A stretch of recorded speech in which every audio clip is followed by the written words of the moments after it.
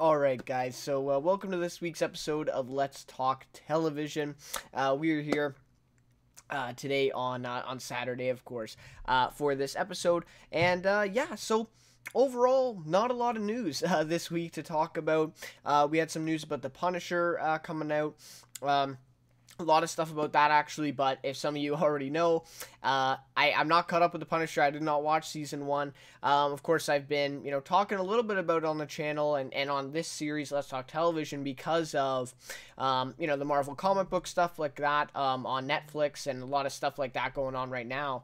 But I haven't seen season 1, so I thought a lot of that news that came out about The Punisher was stuff that I maybe just am not the best person to talk about on. It'd just be kind of me reading an article and not really giving my thoughts because I don't have any. But anyways, there were a couple other new news pieces as well. Some stuff with The Mandalorian, Giancarlo Esposito joining the cast, and some others.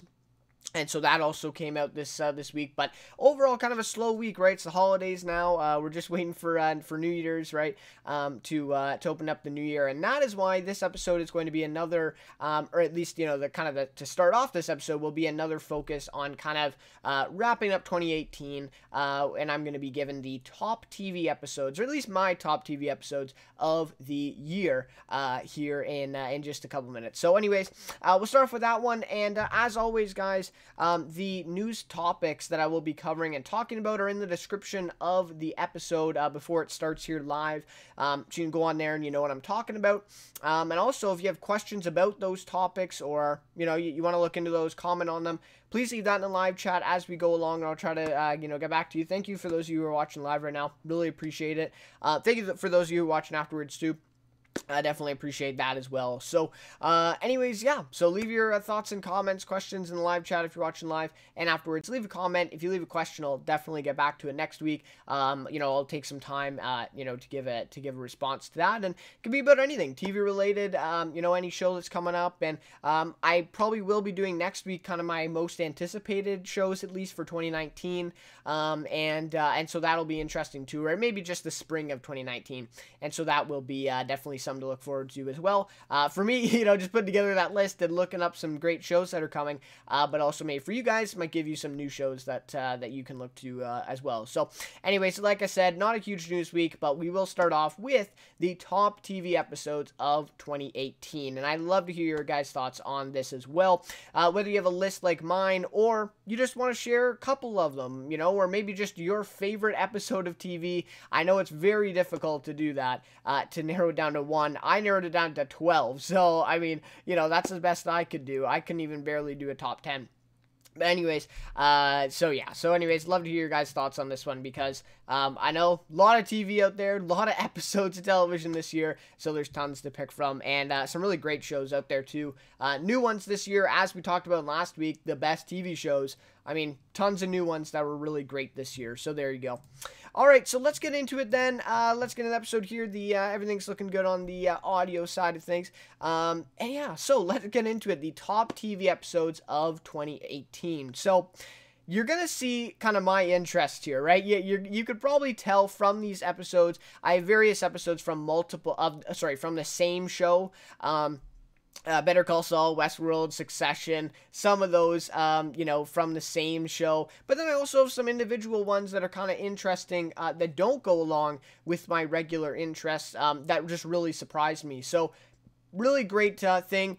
And, these are kind of, again, it's really a subjective list, picking out your top TV episodes of the year is ultimately something that's going to be subjective, right? It's hard to make an objective list. Like, I tried to make the best TV shows of 2018 list. Those weren't necessarily my favorite. Those were shows that I watched that I think were the best, right? In terms of quality, acting, and everything like that goes into it, right? And for this, I just feel like it's even more subjective than that, because an episode, I mean, some people probably hate these episodes that I'm about to name, but I love them, and I thought they were really amazing. So it's really subjective. So I'd love to hear your guys' thoughts. If you've seen some of these episodes, let me know what you think. Do you agree with me?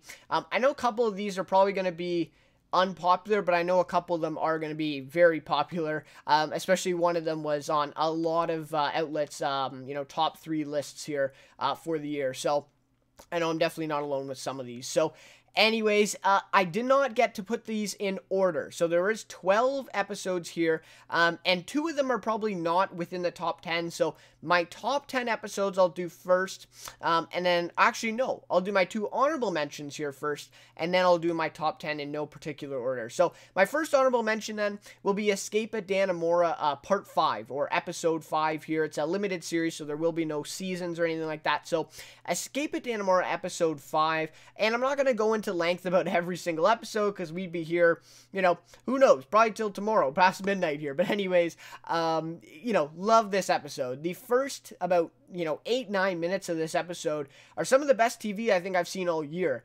and that's saying something.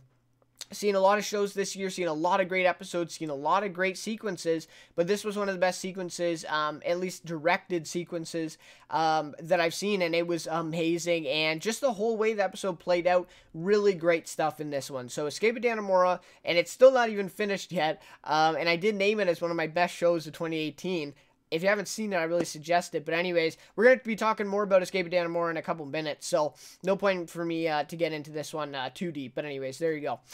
So my second honorable mention then is The Walking Dead. That is where my joy lies. It is my probably my favorite TV show on the air right now. Breaking Bad would top it all time, but yeah, right now favorite TV show on the air is The Walking Dead, and I'm gonna go with season 9, episode 5. What comes after Rick's final episode in The Walking Dead TV series. We'll see if that holds true, but for now, it is his final episode, and this episode was just beautifully done. I really only think, if you're a Walking Dead fan, you know what I'm talking about, but one of the characters who comes back in a flashback, you know, it just really would have, you know, really hit home if they used a different actor, or a different character, or not a different actor, but a different character in that flashback. And other than that, though, I think it was a near perfect episode for The Walking Dead. I think definitely in the top 5 episodes ever in the series, and probably in the top 3. It really was that good. So, in terms of kind of favorites, that would be one of my favorite ones of the episode of the year. But in terms of best, you know, quality, acting, like I said, that kind of speed, I'm not sure if it would be up there. That's why I kind of made an honorable mention. So anyways, those are my 2 honorable mentions. Now let's get to the top 10 in no particular order. Here are the best, in my opinion, the top TV episodes of 2018. Okay, so first we have Castle Rock, Season 1, Episode 7, titled The Queen. This episode, I mean, it kind of came out of nowhere. It really did. And because it's not a finale, it's not a premiere, right? Those are typically the biggest episodes for a lot of shows, is the finale, the premiere, a mid-season finale, right? We see this with The Walking Dead. We see this, honestly, with pretty much every show. A finale episode of a show is usually one of the best episodes of a season, right? And you see that even with limited series, right? And so this one kind of came out of nowhere, and, you know, I didn't know much about it. I tuned in just for the week for that episode, and this episode was just, have you ever watched an episode of TV? I'm sure a lot of people have seen movies like this, but Interstellar probably being one of them, but have you ever finished an episode and just, you know, sit there and, you know, what in the hell did I just watch, right? You know, but in a good way. Like, you're like, what in that? Like, you can't even quite comprehend what exactly you just watched. This is the perfect episode for that. The direction was impeccable in this episode. The writing with the dialogue and the way things all pieced together here was amazing. This was a really, really great episode. Some amazing acting by, I believe you pronounce it Sissy Spacek, or Spacek.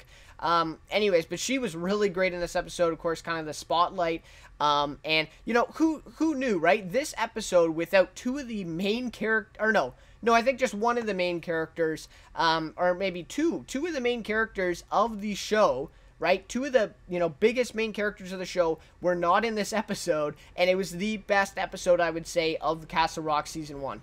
So you know what? Really great episode there. Haven't checked out Castle Rock, I suggest it. Next episode here on the list is Better Call Saul Season 4, Episode 7, titled Something Stupid.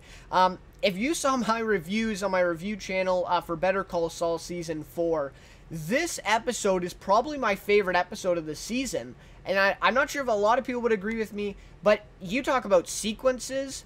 That first sequence, that kind of open before the intro played to this episode, again, probably one of the best sequences I watched this year. I mean, the split screen, who does split screen on television? I mean, who does that? But they did. Better Call Saul did it, and they did it amazingly.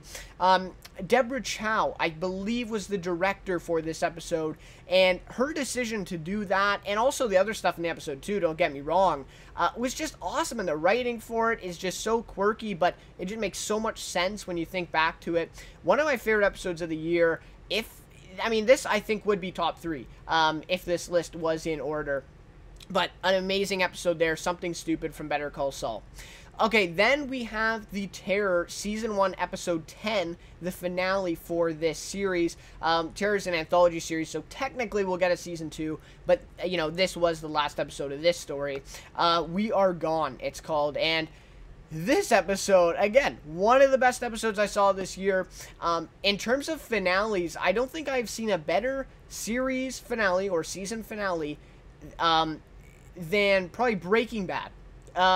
The Breaking Bad series finale is probably the only kind of series finale or season finale that is better than this one. I mean, if you've seen The Terror, you watch it all the way through, and you get to an episode like this. I mean, any series, you get to an episode like this as the final one, I'm sure you'd be pretty pleased. This is such a great episode, like I said. Direction for it, amazing. The writing for it is just great. And just the way it goes out, I mean, all the knots are tied.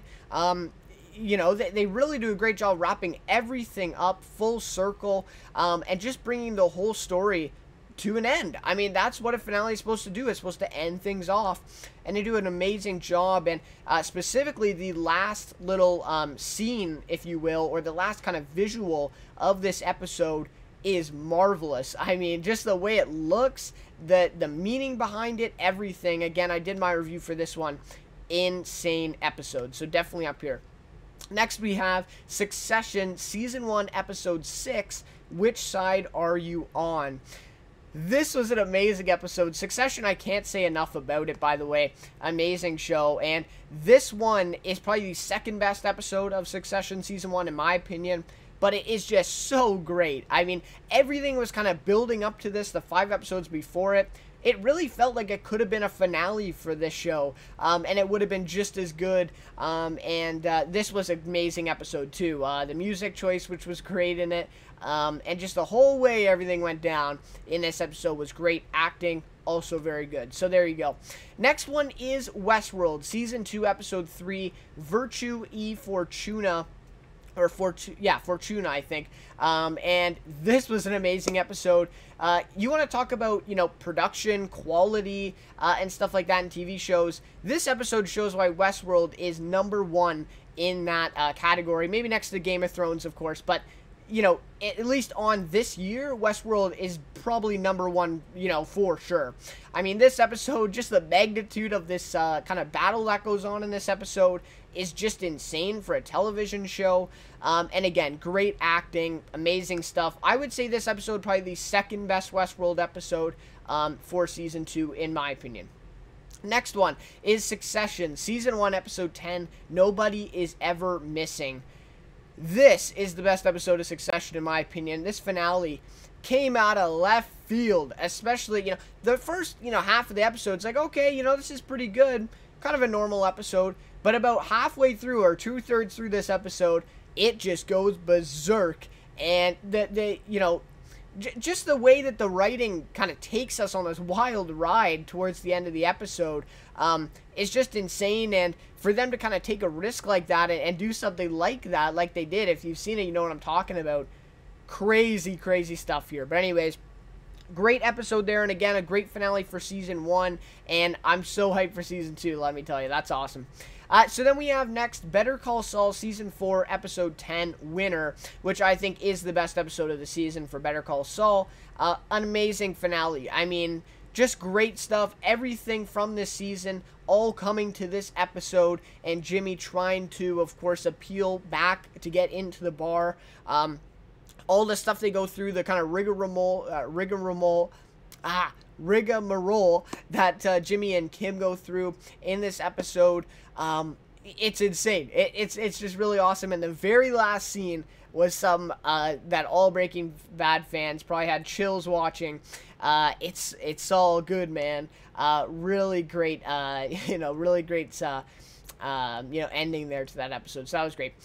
Next, then we have Westworld Season 2, Episode 5, A Kane no Mai. I'm not sure that's how you pronounce it properly, but amazing episode. I think this is the best episode of Season 2. This is where we really got introduced to kind of the bigger world of Westworld, where it wasn't just Westworld, it was, a massive scale world of hosts, and these different parks. So now we're getting introduced to these different parks. I guess we got introduced to the safari park a little bit before this one, but this was really, really awesome, this episode, and it really was the turning point, I feel, in Season 2 that made it, for me, at least up to par with Season 1, and maybe even better than Season 1. I know a lot of people may not, agree with that. A lot of people think Westworld Season 2 was disappointing, but I really do. I think it's definitely rivals Season 1, especially because of what they started in this episode, and that's why this episode is on this list. So there you go.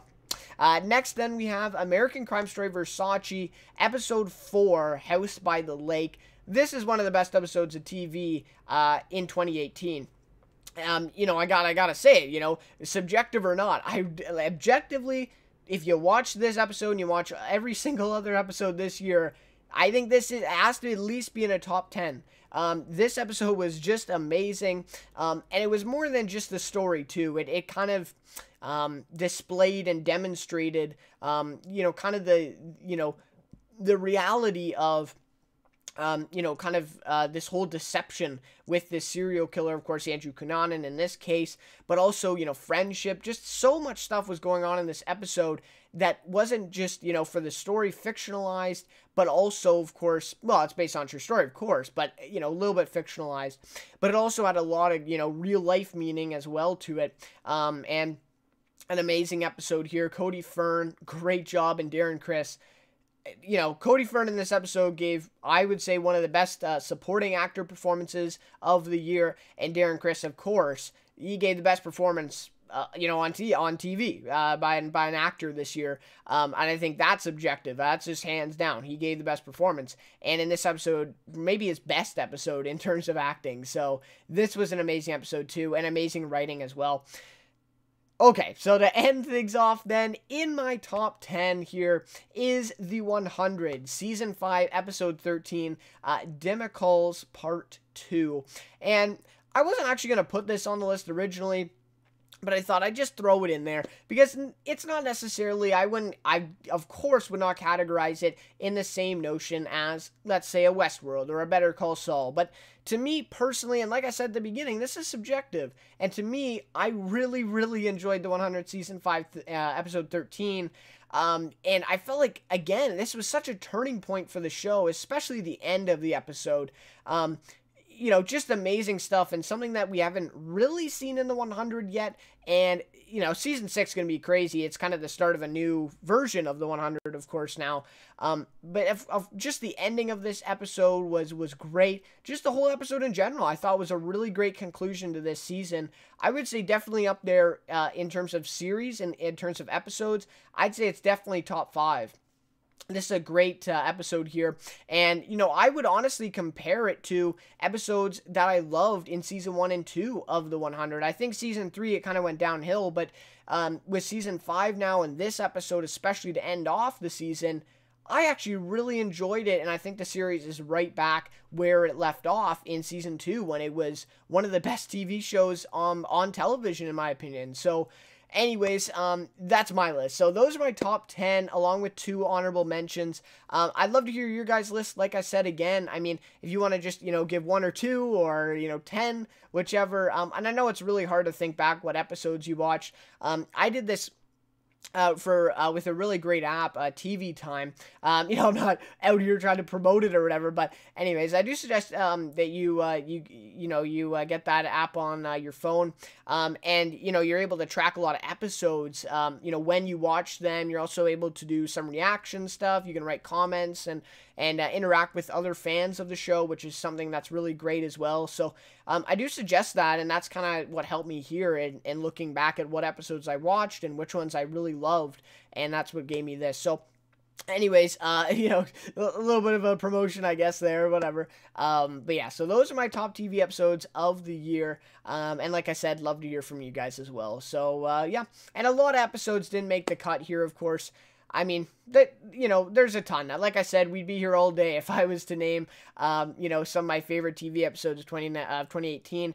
Also there's just enjoyment episodes, ones that I loved, which, again, I could go in depth about, but, anyways. So, yeah, is what it is. That's my list, guys. Yeah, unfortunately, I wasn't able to put a top 10 in order, but that, again, takes a lot of time to do, and it would take a lot of, debating on that as well. So anyways, let's now get into our news topics for today's episode then, yeah, so just 3 topics here, and then, of course, we'll wrap it up with my weekly notables. I'll give you my favorite episode and favorite performance this week in television. So stick around for that, and love to hear your guys' thoughts on that one as well. Let me know what you're watching, by the way. Maybe I'll talk about this later, but recently I haven't been checking out a lot of shows because there just hasn't been a lot of interesting shows on.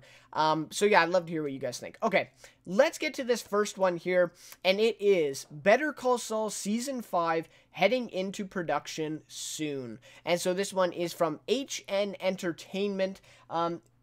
They're not kind of a huge well-known outlet, but they are doing some great job, doing a great job in reporting some of this Better Call Saul news. When the Breaking Bad movie broke, they had some really good articles on it. So if you want to check some stuff out from them, really suggest it. But anyways, so here we go. Better Call Saul starring Bob Odenkirk will be moving forward with the 5th season, and we've learned some new production dates for the AMC show. Filming on the 5th season of Better Call Saul is expected to start on April 10th in Albuquerque, New Mexico, of course, and will finish sometime in August.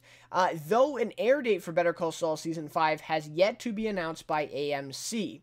Bob Odenkirk's upcoming film projects, some interesting here, include Craig Brewer's Dolomite is My Name for Netflix, and an action film titled Nobody, written by John Wick creator Derek Kolstad, and that latter film has yet to begin production. So, that's it. That's it for the article here. But first let's talk about the production dates.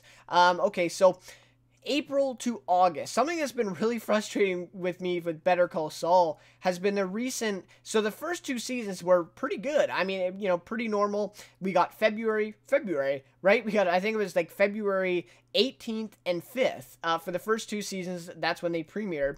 And then the 3rd season was April, and I think that was...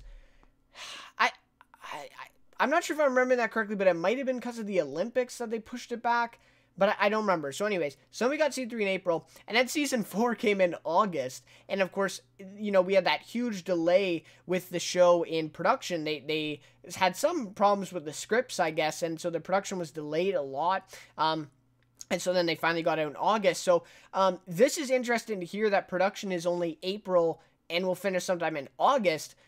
So that means we may even get another new premiere month for this show. Again, we've already had 3 different months for this show to premiere. I mean, typical TV shows premiere the same month every year. I mean, The Walking Dead has been, the beginning of the season has been in October, and the return has been in February for like the last 7 years, right? And so for this show, I mean, they've already had 3 different months. It looks like we're going to have a 4th different month, because it looks like we'll probably be getting this one in, I don't know, I mean, October, November, December of 2019, or maybe they may even push it to February. Like this article says, we haven't got a release date, so, maybe they might even push it to a February, and maybe we'll get back on track then. But that's going to be a while to wait, right? Till February of 2020. February, could you imagine that? I mean, That's crazy to think about. So, and that's again another year and a half that they've waited in between seasons. And, you know, let's just quickly, quickly address this. I mean, if this show came back in 2022 with season 5, I would watch it. This is the best show on television in my opinion, but, and I think a lot of people think that as well, but, I do just think it's weird what's going on right now with the production timing and all that stuff, and why it's taking so long for scripts and stuff like that. Again, I don't know all the details. I don't think anybody truly knows all the details and the reasons behind this, but anyways, it's just interesting. So April to August will be the production time, and it's kind of anyone's guess then when it will come out. I would assume that they'll probably do it before the end of 2019, but who knows? I mean, how long does it take from August when they finish production then to be done and ready to air it on AMC? I'm sure we'll get something at Comic-Con though, so they'll probably have to put some type of a trailer out then for Comic-Con, which I believe is in July, right? So, we'll have to see. I mean, this is something to follow, but just something interesting I'd talk about. My question is then, when do you guys think it will return, if it's going to finish production in August? I'm not totally familiar with the typical timelines for stuff like this. And also, Better Call Saul is kind of in a weird spot because it's not network TV, but it's not like a Netflix show. It's like on cable AMC. And so it's a little bit different than the typical, run times and production schedules from those two, and those two differ completely. But anyway, so yeah, I mean, we'll have to see when it comes back. I just hope it'll be before the end of 2019, because again, August 2019 will be already a year since this season 4, which is typical time. But if they're just finishing production in August, that's going to be tough, right? So they're probably not even going to have it ready for, I would probably say November would be the earliest. So anyways, guys, we'll have to see. But again, I mean, I'd wait, 2 years to see this show again because it's just so great. But anyways, there you go. So hopefully we will see season 5 before the end of 2019. And hopefully we'll get some at Comic-Con then next year. But for now, Better Call Saul is kind of put on the back burner here until at least April, then when they begin production. All right, so, and then, of course, the second bit of this, then, is Bob Odenkirk's upcoming projects here, which is great to hear because Bob Odenkirk hasn't, forgive me if I'm wrong, but I don't think Bob Odenkirk has been in many things since he's taken this role of, of Saul Goodman, Jimmy McGill, whatever. Once he's taken this role in Better Call Saul, he hasn't had a lot of other roles outside of the show, which is something similar that we saw to Bryan Cranston in Breaking Bad. But now that the show is over, Bryan Cranston's in quite a lot of things, right? Even before Better Call Saul has ended now, Bob Odenkirk's kind of venturing out and doing some more things. This Dolomite Is My Name. I believe that's how you pronounce it. It looks crazy good, led by Eddie Murphy. I believe we have Keegan-Michael Key. I believe Jordan Peele is in it. Who else were all these? Like, there were so many, great comedians in this movie. So I hope Bob Odenkirk has a little bit of a role or a significant role in this film because it looks really great. And also, he's in an action film. Who would have thought Bob Odenkirk would be in an action film? So that sounds cool too. I am going to support him in all the stuff he does, and I'm really happy that he's, taken some of these other roles, and maybe that explains why the production is bumped back a little bit, because he wants to venture out and do other things, and I think he totally should do that. It's really great, and I'm sure when the show ends, he'll do a lot of other stuff now as well, so there you go. All right, so let's then move on to our next topic of news, and this one's a bit of a long one. We got kind of a back-to-back here a little bit on this one, so this one's very interesting. So, Escape at Dannemora, we're coming back to this now. So, Escape at Dannemora subject angry at director Ben Stiller, and this one's from Deadline, Hollywood, and angry, I don't think is quite enough here to describe her feelings toward Ben Stiller.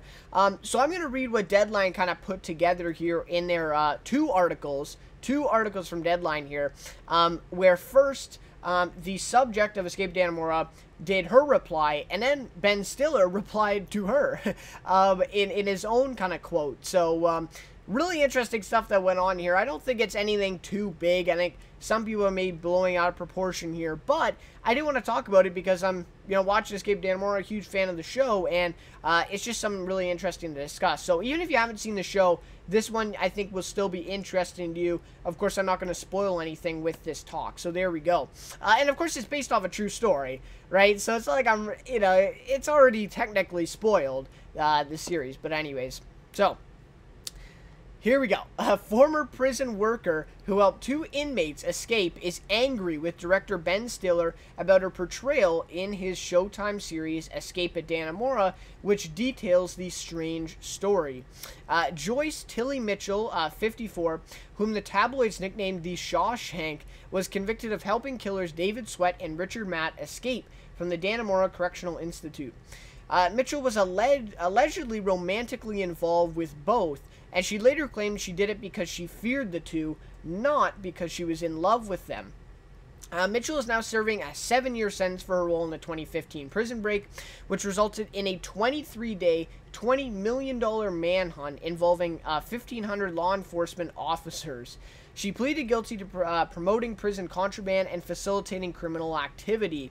She has now gave her first interview to the New York Post since the Showtime series began airing in November. So this is really recent. I mean, this article got published, I think, about 2 days ago or 3 days ago. So this is just happening like right now as the series is airing. So this is really interesting stuff. And of course, she's in prison. So this is kind of interesting, the whole way that she's heard about this and the way it's gone. So anyways, so this is her comments now. So, quote, I never had sex with them, she said. Ben Stiller is a son of a bitch liar, just like the rest of the world. And then she says, he doesn't care about the truth. All he cares about is making millions off of me. He's an idiot. And so that's what she had to say about Ben Stiller. So then Deadline says Patricia Arquette plays Mitchell in the series. And great performance by Patricia Arquette, of course. But anyways, so Arquette didn't visit her in prison, though, for research on the series, which remains a sore point for Mitchell. And she says, the truth doesn't sell. That is what Mitchell said. So a lot of stuff to unpack here. I mean, so first of all, in the show, she's kind of portrayed as kind of a little bit crazy. I mean, a little bit kind of really controlling and kind of just really vulnerable in the way that everything kind of played out here in this story. And so she's portrayed in that certain way, and they really do not, they really don't sway from that at all. I mean, that is her, that is kind of her character in the whole thing. And so for, sorry, here for a sec. Okay. And so for her to be portrayed like that, and it's not, a good portrayal either. I mean, but I think it's ultimately true, right? And that's where I think this whole thing goes back to now. She's angry, called him a son of a bitch liar and all this stuff. I think that really speaks to how well they actually do portray her in the show. Because I think she's really a difficult person to understand in the whole way that this story, I mean, the whole story is difficult to understand. And the fact that it's true is just another crazy thing. That's something Ben Stiller talks about all the time in, interviews about Escape at Dannemora, how it's such a strange story and how it's insane that this is a true story. But anyways, and so with this, I mean, I think the show does a great job in portraying her a certain way that basically is saying, she was a really difficult person to understand. And she, is kind of all over the place. We saw in episode 5 where she kind of totally shifted and totally, kind of turned around. And her character was very indecisive, in that episode, especially. So anyways, so interesting stuff here. One thing that sticks out to me, and I mean, again, she's in prison, right?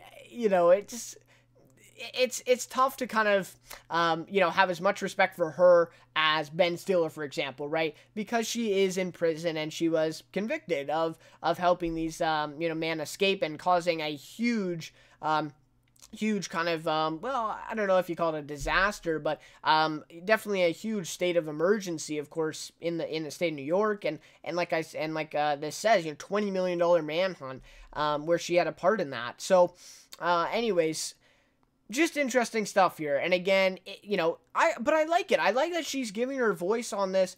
I would be, I do. I like that she's giving her voice on this and that the New York Post has given her a chance to speak about the series. I would have liked if she went more in depth instead of, just call him a son of a bitch liar. Like, okay, well, tell us what things are kind of not true. I guess she does in a way because she says, I never had sex with them. And that's something that the show definitely shows a ton of. I mean, that's really, in the show at least, that kind of explains the whole thing, is that she was having sex with both of them. And she claims that she hasn't. So anyways, now let's get to Stiller's response. And Ben Stiller then responded to her after he was posed this by Deadline. Look, that's the story she has always told. We did a year's worth of research on the project. We talked to a lot of people who were in the tailor shop and in the Inspector General's office.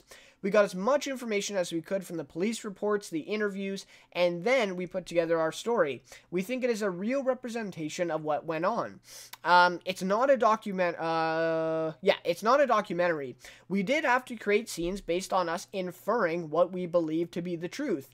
My guideline was always to try and tell what I thought happened. She can dispute it, but the reality is she was kicked out of the tailor shop for inappropriate conduct, for going in the back room with David Sweat, one of the inmates. I think there were 60 or 70 notes passed back and forth between them, and she sent him nude pictures of herself. And so that's Ben Stiller's response, basically saying, we did a lot of research, right? And no, this isn't a documentary. This isn't going to be exactly, factual, truth of exactly what happened. Of course, some of that is going to have to be, not fictionalized, but just, a perspective, right? It's going to have to be how Stiller or how the creators, the producers, understood the facts, pretty much, right? Interpretation. And so, some of it, of course, is going to be open to that interpretation, and that's basically what he's saying. And then he, goes on and says, well, the reality was, she was kicked out of the tailor shop for inappropriate conduct, right? And so he's kind of disproving her, but again, not really, because he's saying, well, we did have to infer and take that step. So, and he's saying, we did a year's worth of research on this project. It's not like we just went in trying to, make her look bad, right? Obviously, I don't think that was his intentions at all. And I think he did say that in another interview that it was never his intention to defame her or anything or make her look bad.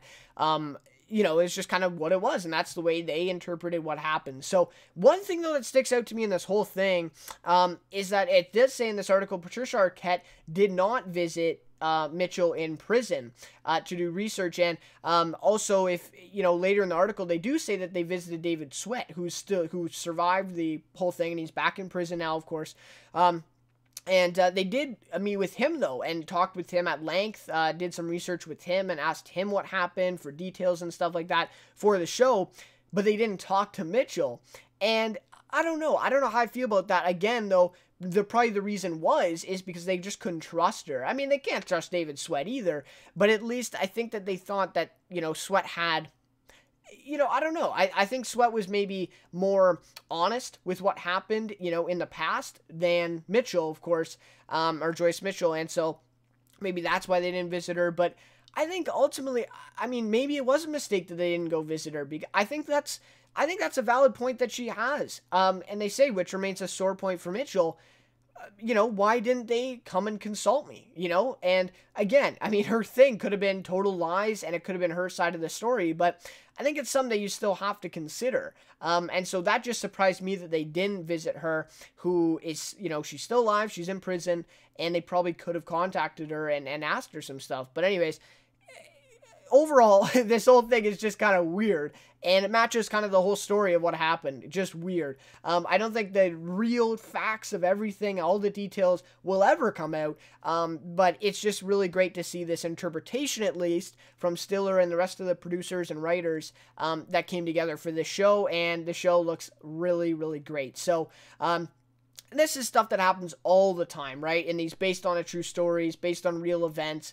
The people who are still alive, that are the subjects of the show, very, very often, right, blame the directors and blame the creators for not portraying them correctly and all this stuff, and defamation, lawsuits and stuff like that. So you see this all the time. It's not like it's uncommon, but it kind of matches, like I said, this weird story. So anyways, guys, if you watch Escape of Dannemora, this is some cool stuff for you. If you haven't, I know, again, another opportunity, watch Escape of Dannemora, but also just some interesting stuff here. So anyways, Deadline Hollywood doing a great job with both of those articles, and they did sit down with Ben Stiller, and that's when he gave that response. So anyways, yeah, just kind of an interesting one there. Maybe I talked about it a little bit too long, but just some really interesting stuff. So anyways, now let's get to our last topic.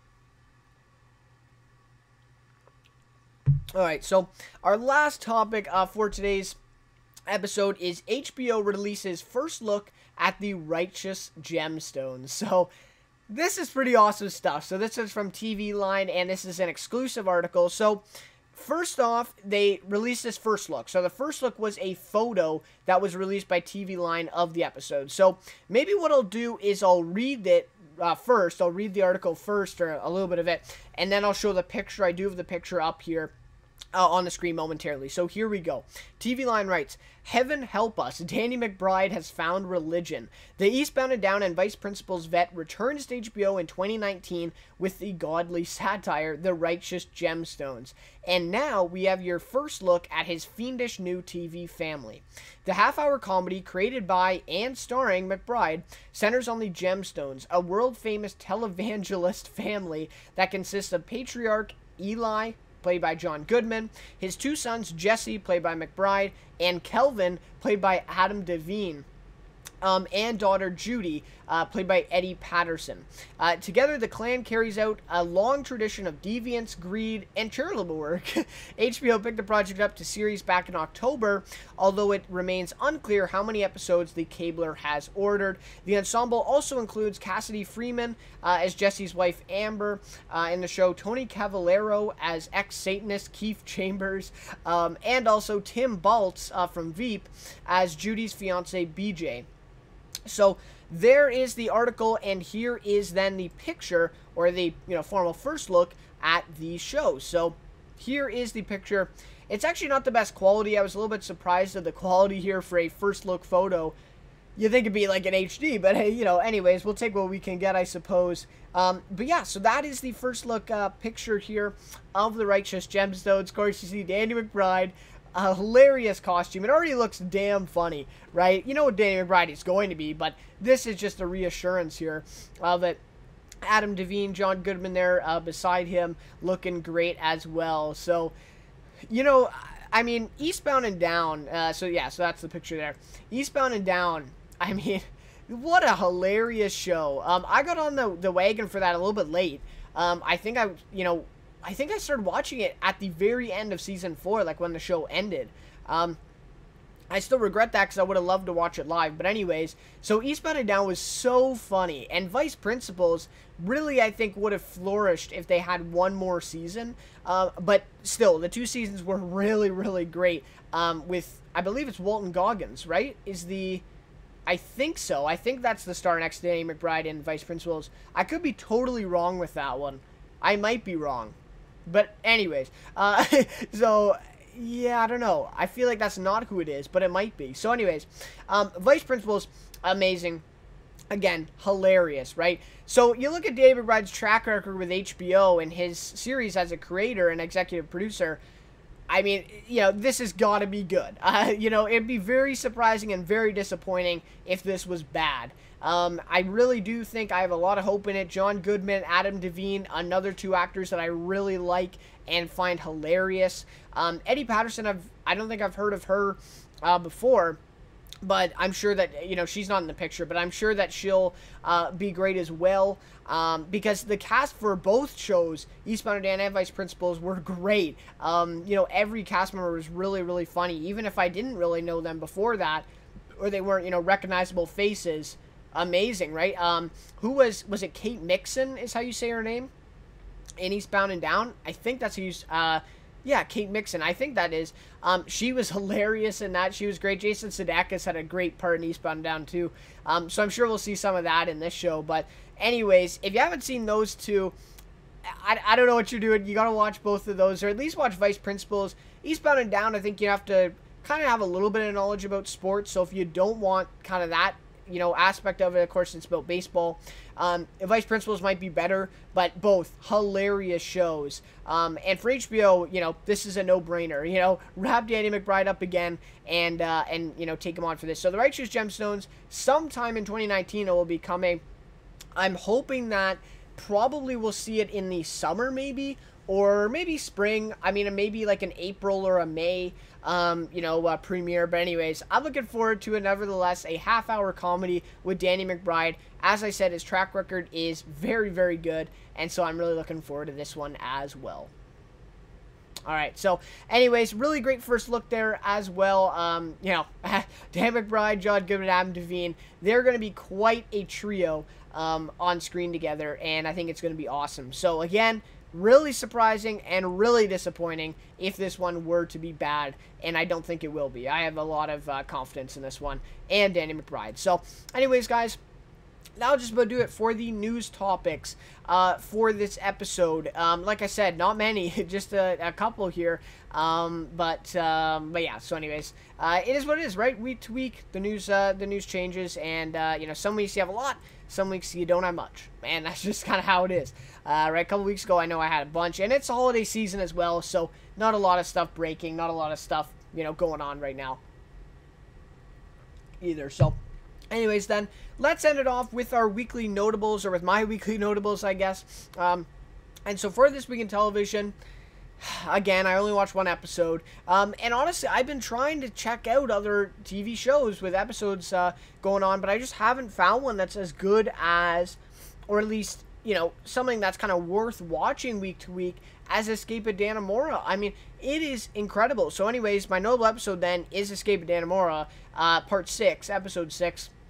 Amazing stuff. This episode was a totally different tone, a different, there was not one, second of screen time in this episode that was present day, right? The whole episode was a flashback showing us these characters, getting us ready then for the ultimate finale that will be coming tomorrow night, and I can't wait for that. 2-hour series finale, so it's going to be crazy. So I suppose there's technically 8 parts to this, but it's only 7 episodes, so they're kind of combining the last 2 parts within one.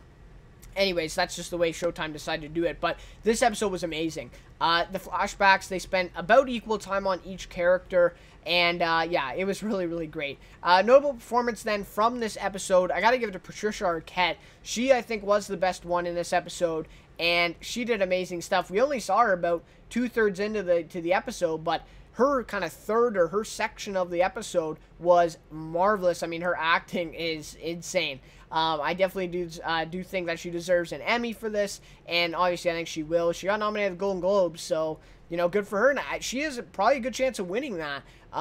So we'll have to see. Or was she nominated for lead actress? If she's nominated for lead actress, she does not, have a very good chance of winning a Golden Globe, because Amy Adams will be in that category for Sharp Objects, who, I love Patricia Arquette's performance, but Amy Adams is above her. So, anyways, we'll have to see how that all goes. But anyways, great performance in this episode and throughout the whole series. Paul Dano, Benicio del Toro, and Patricia Arquette have been doing amazing. And someone that I forgot to mention is Eric Lang, I believe. There's an E on it, but I think it's just Lang. He's been doing an amazing job. He was in Narcos, season 3, I believe. And he's great in that, and I didn't even recognize him in this show, because he looks so different, but it plays an amazing, just kind of a great role, in this show, and an important role at that, and his performance is great too. So he's someone I wanted to highlight in this talk as well. So anyways, if you haven't checked out Escape of Dannemora, again, another chance. Watch Escape of Dannemora. It's a 7-part or 8-part series, and it's wrapping up tomorrow night. So I'm really looking forward to that finale, and I will be doing a review on my review channel as well. So Anyways, guys, that'll just about do it then for this episode of Let's Talk Television. I'd love to hear your guys' thoughts on what you're watching now and what I should check out. I know there's tons of stuff then coming. Even in January, I think, some Netflix shows that are coming that I'm probably going to check out. I'm trying to think of... I think there's a couple new shows coming in February, too, that I'm interested in. So, anyways, a lot of stuff coming up just right now. The last few weeks have just been kind of slow in terms of new shows and just kind of really, great shows out right now. And anyways, there we go. That will just about do it then for the episode for this week. Thank you guys so much for watching. Again, thank you for those of you tuning in live. Really do appreciate that. And if you tune in afterwards, yeah, thank you so much for that as well. So anyways, guys, yeah, that'll be about it. We'll see you then next week on Saturday, probably around the same time, for Let's Talk Television. Hopefully we'll have lots of news to talk about then next week. And yeah, I mean, like I said, some great stuff coming through. I am probably going to be doing a kind of anticipated shows of 2019 video maybe, or spring 2019. I'll probably be doing that, or not video, I will be doing that as a topic for next week, because it'll be in the new year. So anyways, last episode of Let's Talk Television 2018, I didn't even think of that. But yeah, that's cool too. So anyways, guys, again, thank you so much for watching this one. And we will see you then next week on Saturday, like I said, for the next episode. Thanks, guys. See you later.